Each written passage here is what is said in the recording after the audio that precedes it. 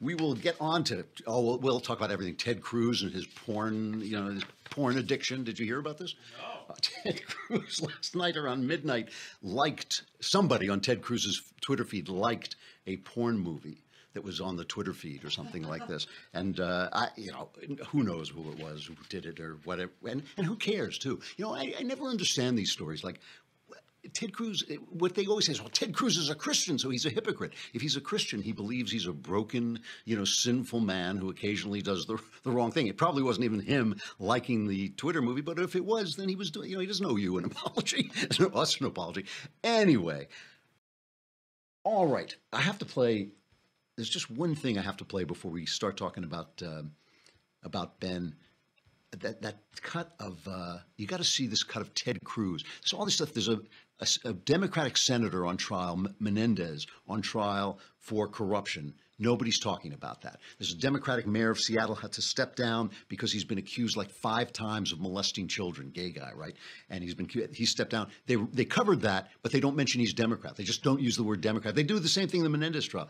But some staffer on Ted Cruz's Twitter feed liked a porn movie, and that's the question on CNN. Now, I want you to watch this. I think it's Allison Camerata.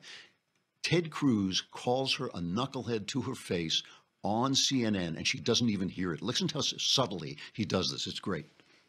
You appreciate the irony that you once defended a Texas law banning sales of sex toys?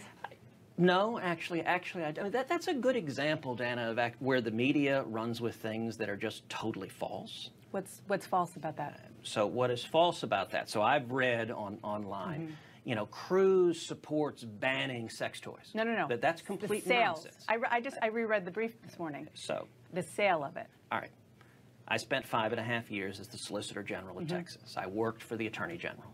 The Attorney General's job is to defend the laws passed by the Texas legislature. I get it, yep. One of those laws was a law restricting the sale of sex toys. It was a stupid law. Listen, I am one of the most libertarian members of the Senate. I think it's idiotic, but it's an opportunity for knuckleheads in the media to claim, oh, isn't this ironic that Cruz wants to ban these things? I can't believe I'm going to say. People ought to be able to do what they want. I can't believe I'm going to ask you this, but so you're officially saying Ted Cruz is okay with people buying sex toys?